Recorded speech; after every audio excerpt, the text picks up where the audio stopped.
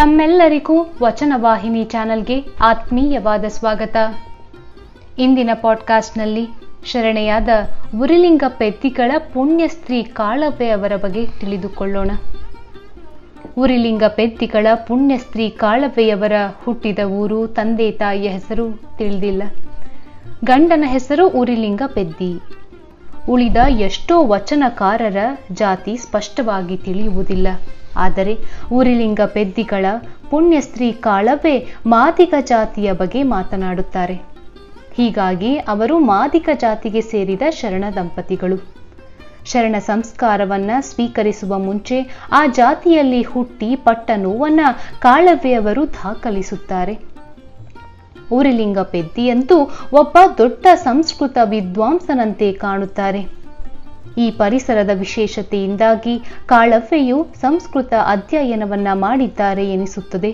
ಸಂಸ್ಕೃತ ಉಲ್ಲೇಖಗಳನ್ನ ವಚನಗಳಲ್ಲಿಯೇ ತರುತ್ತಾರೆ.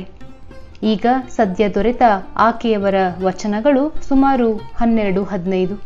ಅವರ ವಚನಗಳ ಅಂಕಿತ ಉರಿಲಿಂಗ ಪೆದ್ದಿಗಳ ರಸ.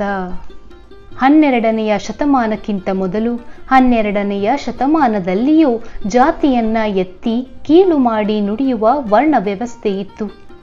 ಕೆಳವರ್ಣದವರು ಓದು ಬರಹದಿಂದ ಬಹುದೂರ ಇದ್ದರು. ಸಂಸ್ಕೃತ ಶ್ಲೋಕಗಳು ಈ ಜಾತಿಯವರ ಕಿವಿಯ ಮೇಲೆ ಬಿದ್ದರೆ ಕಿವಿಗೆ ಕಾದ ಸೀಸದ ಎಣ್ಣೆಯನ್ನ ಸುರಿದು ಶಿಕ್ಷಿಸುತ್ತಿದ್ದರು ಎಂಬುದು ಇತಿಹಾಸ. ಇವೇ ಮಾತುಗಳನ್ನ ಇಂದಿಗೂ ಉಲ್ಲೇಖಿಸುತ್ತಾ ಉದ್ವೇಗಕ್ಕೆ ಒಳಗಾಗುವ ಗುಂಪುಗಳಿಗೆ ಕೊರತೆಯಿಲ್ಲ. ಸತ್ಯ ಬೇರೆಯೇ ಇದೆ. ಶರಣರು ಉಲ್ಲೇಖಿಸುವ ಋಷಿ ಮುನಿಗಳು ಎಷ್ಟೋ ಜನ ಕೊನೆಯ ಶೂದ್ರ ವರ್ಣದವರೇ ಆಗಿರುವರು. ಆದರೆ ಅವರು ಋಷಿಗಳಾಗಲಿಲ್ಲವೇ? ಸಂಸ್ಕೃತ ಕಲಿಯಲಿಲ್ಲವೇ? ಶರಣರಲ್ಲಿ ಜಾತಿ ಇಲ್ಲ, ಧರ್ಮ ಇದೆ. ಅಲ್ಲಿ ಎಲ್ಲರೂ ಒಂದೇ.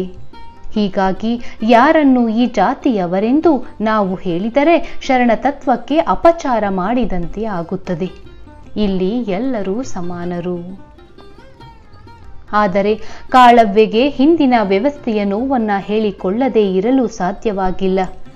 ತನ್ನ ಗಂಡ ಒಂದು ಮಠದ ಒಡೆಯನಾಗಿದ್ದರೂ ಬಾಲ್ಯದ ಮತ್ತು ಬೆಳೆದಂತೆ ಸಿಕ್ಕ ಎಲ್ಲ ಅನುಭವಗಳನ್ನ ವಚನಗಳಲ್ಲಿ ವ್ಯಕ್ತಪಡಿಸಿದ್ದಾರೆ.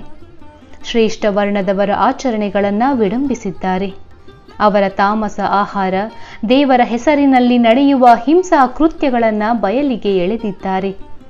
ಯಾರು ಕುಲಜರು ಎಂಬುದನ್ನ ಸಮರ್ಥಿಸಿಕೊಳ್ಳಲು ಉದ್ದಕ್ಕೂ ಪ್ರಯತ್ನಿಸಿದ್ದಾರೆ. ಶರಣ ಧರ್ಮದ ಪರಿಭಾಷಿಕ ಪದಗಳನ್ನ ಬಳಸಿದ್ದಾರೆ. ನಡೆ ನುಡಿ ಒಂದಾದ ಗುರುಲಿಂಗ ಜಂಗಮರನ್ನ ಆಧರಿಸಿದ್ದಾರೆ. ಯಾವುದು ಪ್ರಸಾದ ಎಂಬುದನ್ನ ಸ್ಪಷ್ಟಪಡಿಸಿದ್ದಾರೆ. ವ್ರತ, ಕಾಯಕ ಮುಂತಾದವುಗಳ ಕುರಿತು ಕೂಡ ಮಾತನಾಡಿದ್ದಾರೆ.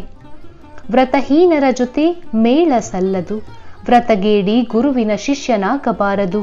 ವ್ರತ ಎನ್ನುವುದು ನಾಯಕ ರತ್ನ, ಸುಪ್ಪಾಣಿ ಮುತ್ತು, ಜೀವನ ಕಳೆ, ಸುಯಿದಾನ ಎಂಬುದನ್ನ ಅರಿಯಬೇಕು. ಕಾಯಕವಿಲ್ಲದವರು, ಸತ್ಯ ಶುದ್ಧವಿಲ್ಲದವರು ಭಕ್ತರಲ್ಲ. ತೊಬರ ಕೊಳ್ಳಿಯಂತೆ ಉರಿಯುವವ, ಸುಳ್ಳು ಹೇಳಿ ತಂದು ಮಾಡುವವ, ಭಕ್ತರ ಕುಲವನೆತ್ತಿ ನಿಂದಿಸುವವನೆಂದು ಭಕ್ತನಾಗಲಾರ. ಆಸೆ ಭವದ ಬೀಜ, ನಿರಾಸೆ ನಿತ್ಯ ಮುಕ್ತಿ. ಆಸೆಯಿಂದ ಉಂಡ ಒಡೆಯರಲ್ಲಿ ಕೊಂಬುವ ಪ್ರಸಾದ ಪ್ರಸಾದವಲ್ಲ. ಕಾರಿಕೊಂಡ ಕೂಳು, ಸಣ್ಣವರಲ್ಲಿ ಪಡೆಯುವ ಪ್ರಸಾದ ಸಂತೆಯ ಸೂಳೆಯ ಎಂಜಲು. ಅಳಿಯನಲ್ಲಿ ಕೊಂಬ ಪ್ರಸಾದ ಅಮೇಧ್ಯ, ಮಕ್ಕಳಲ್ಲಿ ಕೊಂಬುವ ಪ್ರಸಾದ ಗೋಮಾಂಸ. ತಮ್ಮನಲ್ಲಿ ಕೊಂಬುವ ಪ್ರಸಾದ ವಿಷ, ನೆಂಟರಲ್ಲಿ ಕೊಂಬುವ ಪ್ರಸಾದ ನರಮಾಂಸ. ವಂದಿಸಿ ನಿಂದಿಸಿ ಕೊಂಬ ಪ್ರಸಾದವನ್ನ ಲಿಂಗ ಎಂದು ಸ್ವೀಕರಿಸದು, ಅದು ಕುನ್ನಿಯ ಪ್ರಸಾದವೆನಿಸುತ್ತದೆ. ಕೀಳು ಕುಲದವರು ಹಿಂಸೆಯಲ್ಲಿ ತೊಡಗುತ್ತಾರೆ ಎಂದು ಆರೋಪಿಸುವುದು ಸಾಮಾನ್ಯ. ಆದರೆ 12ನೆಯ ಶತಮಾನದಲ್ಲಿ ಕುಲಜರು ಎನಿಸಿಕೊಳ್ಳುವವರು ಕುರಿ, ಕೋಳಿ, ಕರಿಮೀನು ತಿನ್ನುತ್ತಿದ್ದರಂತೆ. ಅದನ್ನ ಕಾಳವ್ವೆಯವರು ದಾಖಲಿಸುತ್ತಾರೆ. ತಾವು ತಿಂದು ಮತ್ತೊಬ್ಬರನ್ನ ದೂಷಿಸುವುದು ಸರಿಯೇ ಎಂಬ ಪ್ರಶ್ನೆ ಅವರನ್ನ ಕಾಡಿದೆ. ಮಾದಿಗರು ಶಿವನಿಗೆ ಪಂಚಾಮೃತವ ಕರೆವ ಪಶುವನ್ನ ತಿಂದರೆ ಏಕೆ ಕೀಳು ಜಾತಿ ಎನ್ನಬೇಕು?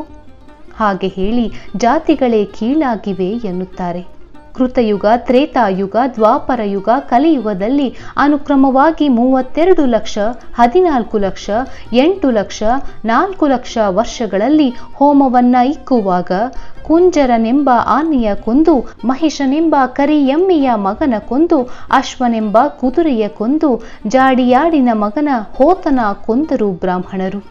ದಯವೇ ಧರ್ಮದ ಮೂಲ ಎಂದ ಶರಣರು ಶಿವಭಕ್ತರು ಹೊತ್ತಾರೆ ಎದ್ದು ಗುರು ಲಿಂಗ ಜಂಗಮಕ್ಕೆ ಶರಣೆನ್ನದೆ ಒಂಟಿ ಬ್ರಾಹ್ಮಣನ ಕಂಡು ಶರಣಾರ್ಥಿ ಎಂದರೆ 84 ಲಕ್ಷ ಯೋನಿಯಲ್ಲಿ ಹಂದಿಯ ಬಸುರಲ್ಲಿ ಬಪ್ಪದು ತಪ್ಪದು ಎನ್ನುತ್ತಾರೆ.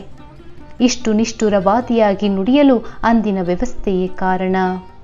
ಒಟ್ಟಿನಲ್ಲಿ ಉರಿಲಿಂಗ ಪೆದ್ದಿಗಳ ಪುಣ್ಯ ಸ್ತ್ರೀ ಕಾಳವ್ವೆ ಒಬ್ಬ ಮಹತ್ವ ವಚನಕಾರ್ತಿಯಾಗಿ ನಮಗಿಂದು ಕಾಣಿಸುತ್ತಾರೆ. ಶರಣರೇ, ಅವರ ವಚನಗಳನ್ನು ಮುಂದೆ ಬರುವ ಪಾಡ್ಕಾಸ್ಟ್ನಲ್ಲಿ ತಿಳಿದುಕೊಳ್ಳೋಣ. ಧನ್ಯವಾದ.